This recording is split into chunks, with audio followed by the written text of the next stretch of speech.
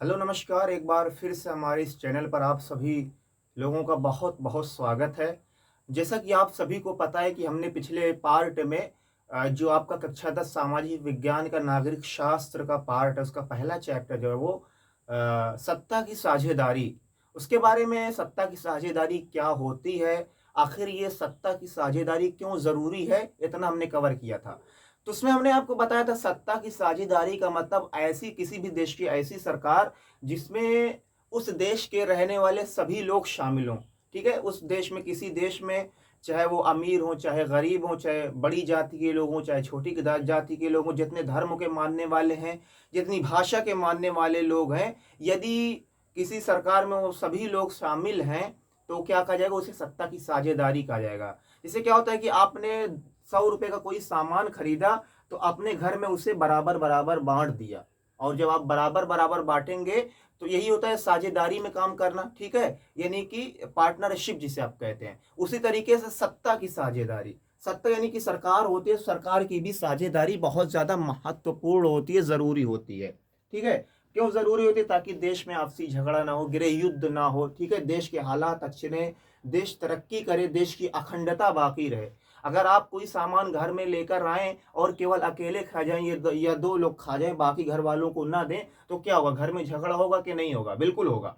ठीक है, उसी तरीके से सत्ता की साझेदारी भी जरूरी है। अगर जो है वो देश की सारी पावर्स किसी एक जाति, किसी एक कम्युनिटी या किसी एक भाषा बोलने वाले के लोगों को दे दें, तो क्या होगा कि उस देश में भी जिस प्रकार से आपके घर में झगड़ा हो जाएगा, उसी तरीके से उस देश में भी झगड़ा होना चालू हो जाएगा। ठीक है, तो हमने बताया था सत्ता की साझेदारी क्या होती है, सत्ता की साझेदारी क्यों जरूरी होती है, बिल्कुल डिटेल में एक्सप्लेन किया था आपको। तो अगर आपको उस वीडियो को नहीं देखा है तो पहले जाकर उस वीडियो को देख लीजिएगा, फिर ये वीडियो आपको ज्यादा समझ में आएगी। ठीक है, तो यहाँ पे देख रहे होंगे आप लोग, दो देश का नाम लिखा है, एक होता है बेल्जियम और दूसरा है श्रीलंका। ठीक है, बेल्जियम और श्रीलंका दो देश लिखे हुए हैं। हमने कहा कि सत्ता की साझेदारी क्यों जरूरी है, इसी को समझने के लिए हम यहाँ पर दो देशों की कहानी पढ़ेंगे। पहले पढ़ेंगे बेल्जियम के बारे में, क्या बेल्जियम में सत्ता की साझेदारी हुई थी कि नहीं हुई थी। श्रीलंका के बारे में पढ़ेंगे। ठीक है, तो बिना किसी देरी के हम आज की अपनी इस वीडियो को शुरू करते हैं। सबसे पहले हम पढ़ेंगे बेल्जियम के बारे में, बेल्जियम की कहानी सुनेंगे। तो बेल्जियम एक देश है जो कौन से महाद्वीप में पड़ता है? यूरोप महाद्वीप में पड़ता है। बेल्जियम एक देश का नाम है जो यूरोप महाद्वीप में पड़ता है। ठीक है, बेल्जियम एक ऐसा देश है जो यूरोप महाद्वीप में पड़ता है। अब इस देश के बारे में हम क्यों पढ़ रहे हैं वो अभी आप आगे देखेंगे। तो बेल्जियम जो था, वहां पे जो 59% लोग थे वो डच भाषा बोलते थे। ठीक है, कौन सी भाषा बोलते थे? डच भाषा बोलते थे। यानी कि ज्यादातर लोग कौन सी भाषा बोलते थे? डच भाषा बोलते थे, जो सामान्यतः किस देश में बोली जाती है? नीदरलैंड में बोली जाती है। ठीक है, डच भाषा सामान्यतः नीदरलैंड में बोली जाती है। तो बेल्जियम में सबसे ज्यादा कौन सी भाषा के बोलने वाले लोग थे? डच भाषा के। कितने प्रतिशत लोग डच भाषा बोलते थे? 59, यानी कि 59% लोग डच भाषा बोलते थे। और 40% लोग फ्रेंच भाषा बोलते थे, जो कहाँ की भाषा है? फ्रांस की भाषा है। फ्रांस में फ्रेंच भाषा बोली जाती है। ठीक है, तो बेल्जियम में 59% लोग डच भाषा बोलते थे और 40% लोग फ्रेंच भाषा बोलते थे। बाकी जो 1% बता, वो लोग जर्मन भाषा बोलते थे, जो सामान्यतः जर्मनी में बोली जाती है। ठीक है, तो बेल्जियम की राजधानी है ब्रुसेल। ठीक है, बेल्जियम की राजधानी है ब्रुसेल। यहाँ जो है वो 59% लोग डच भाषा बोलते थे और 40% लोग फ्रेंच भाषा बोलते थे और 1% लोग कौन सी भाषा बोलते थे? जर्मन भाषा बोलते थे। लेकिन जो वैसे अगर देखा जाए, बेल्जियम जो पूरे देश में सबसे ज्यादा कौन सी भाषा के बोलने वाले लोग हैं, देख रहे हैं? 59, यानी कि 59% लोग कौन सी भाषा बोलते थे? डच भाषा बोलते थे। 59% लोग बेल्जियम में कौन सी भाषा बोलते थे? डच भाषा बोलते थे। ठीक है, लेकिन ये जो ब्रुसेल्स राजधानी थी, यहां पर जो ज्यादातर लोग थे वो फ्रेंच भाषा बोलते थे। वैसे तो पूरे देश में कौन सी भाषा बोलने वाले लोग ज्यादा हैं? डच भाषा। लेकिन जो राजधानी यहां पर कौन सी भाषा ज्यादा बोली जाती है? फ्रेंच भाषा। ठीक है, तो यहाँ की जो सरकार थी, यहाँ के जो जिम्मेदार लोग थे, उन्हें लगा कि ये स्थिति, ऐसी स्थिति में क्या होगा, डच भाषा जो बोलने वाले लोग हैं वो चाहेंगे कि हम जो है वो ज़्यादा इस देश पे कब्जा कर लें। फ्रेंच भाषा वाले चाहेंगे कि हमारा जो ज़्यादा कंट्रोल हो देश पर। तो वहाँ के जो जिम्मेदार लोग थे, तो अगर आपसे पूछा जाए कि बेल्जियम में कितने प्रतिशत लोग डच भाषा बोलते थे, तो 59% लोग कौन सी भाषा बोलते थे? डच भाषा बोलते थे। और फिर 40% लोग फ्रेंच भाषा बोलते थे और 1% लोग जर्मन भाषा बोलते थे। तो वहां पे क्या किया गया कि सत्ता की साझेदारी कर दी गई। सत्ता की साझेदारी का मतलब जो वहां की सरकार थी, वहां के मंत्री डच लोगों की बनाया गया, फ्रेंच लोगों को भी बनाया गया और जर्मन लोगों को भी बनाया गया। तो वहां पे समझदारी ये की गई कि केंद्र सरकार में, यानी कि जो देश की सरकार थी, वहां पर डच और फ्रेंच भाषी मंत्रियों की समान संख्या। यानी कि अगर 20 मंत्री हैं तो उसमें से डच 10 मंत्री होंगे और 10 मंत्री किस भाषा के बोलने वाले होंगे? फ्रेंच भाषा के बोलने वाले लोग होंगे। इस तरीके से वहां पे क्या किया गया, झगड़ा को रोकने के लिए, जैसे आप घर में कोई सामान लेके आए, दो भाई हैं घर में, ठीक है, अगर आप एक को ज्यादा देंगे एक को कम देंगे तो वो दोनों भाई आपस में झगड़ा करने लगेंगे। तो आपने झगड़ा बचाने के लिए क्या किया, आधा सामान उसको दे दिया, आधा सामान उसको दे दिया, ताकि घर में झगड़ा ना हो। उसी तरीके से यहां पर भी बेल्जियम में किया गया कि जो मंत्री पद था, ठीक है, आधे मंत्री पद डच लोगों को बनाया गया, आधा मंत्री जो है वो फ्रेंच लोगों को बनाया गया। ठीक है, तो इससे क्या हुआ कि वहां पे आपसी झगड़ा होने से बच गया। ठीक है, तो यहाँ पे ये बेल्जियम में समझदारी का काम किया था।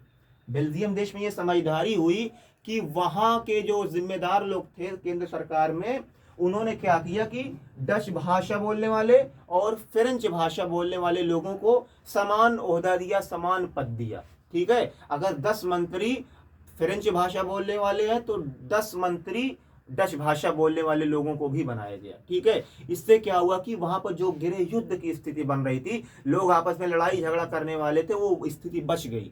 ठीक है, बेल्जियम की कहानी हमने क्या, बेल्जियम की राजधानी ब्रुसेल्स है। बेल्जियम में 59% लोग डच भाषा बोलते थे, 40% लोग फ्रेंच भाषा बोलते थे और 1% लोग जर्मन भाषा बोलते थे। लेकिन जो इसकी राजधानी थी वहां पर फ्रेंच भाषा बोलने वाले लोगों की संख्या ज्यादा थी। फ्रेंच भाषा बोलने वाले लोगों की संख्या क्या थी, ज्यादा थी।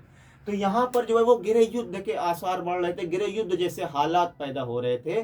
तो यहाँ की जो सरकार थी, उन्होंने बहुत ही समझदारी के साथ काम करते हुए ये किया कि डच और फ्रेंच भाषा बोलने वालों को समान समान पद दिया। जैसे आपने झगड़ा घर का बचाने के लिए 10 बिस्किट लेके आए थे, 5 बिस्किट छोटे भाई को दे दिया, 5 बिस्किट बड़े भाई को दे दिया, तो घर में झगड़ा होने से बच गया। ठीक है, उसी तरीके से यहाँ पर भी काम किया गया। तो यहाँ पर ये समझदारी हुई बेल्जियम की, जिससे यहाँ पर गृह युद्ध नहीं हुआ।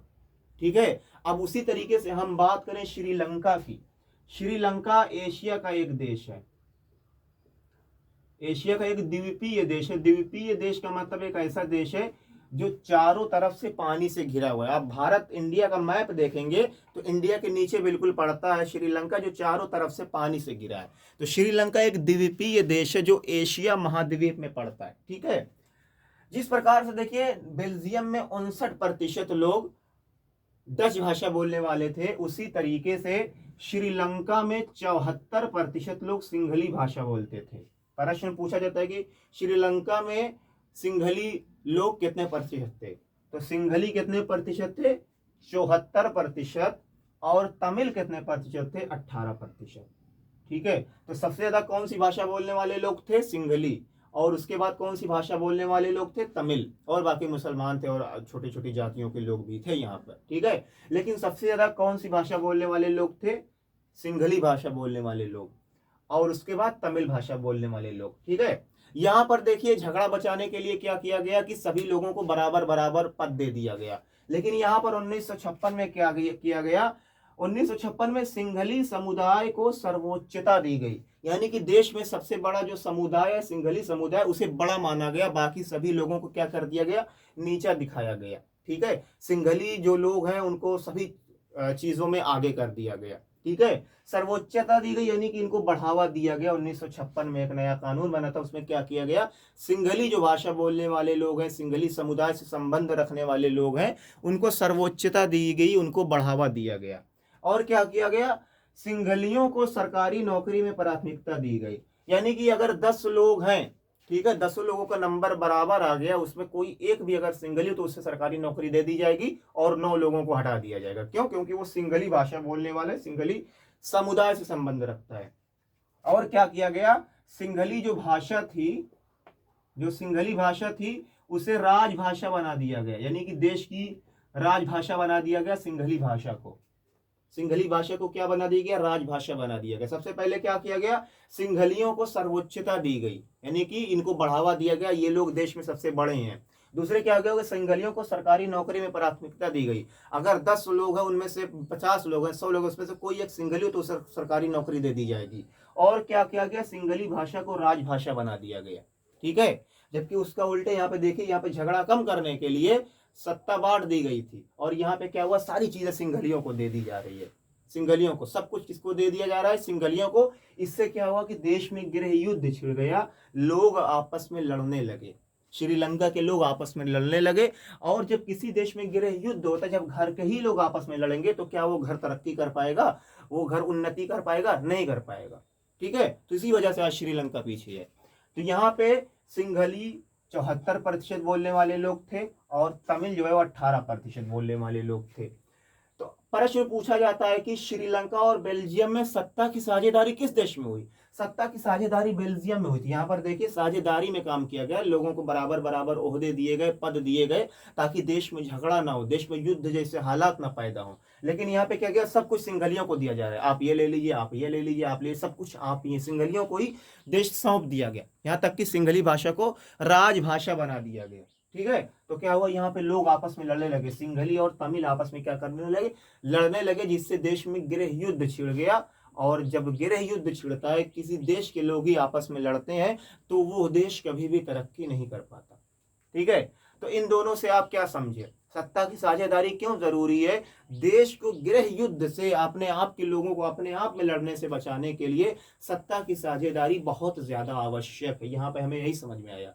ठीक है, बेल्जियम ने समझदारी दिखाते हुए सत्ता की साझेदारी कर दी, सत्ता में जो पद था उसको सभी लोगों में बराबर बराबर बांट दिया। जबकि यहाँ पे मूर्खता वाला काम किया गया, श्रीलंका में जो है वो सिंघलियों को सब कुछ दे दिया गया, जबकि तमिल लोगों को और जो अन्य भाषा बोलने वाले अन्य समुदाय के लोग थे, उन्हें जो है वो सारे पदों से वंचित रखा गया, जिससे देश में गृह युद्ध जैसे हालात पैदा हो गए। ठीक है, तो ये हमारा आज का छोटा सा टॉपिक था। फिर आपसे कल मिलेंगे, तब तक के लिए जय जवान जय किसान।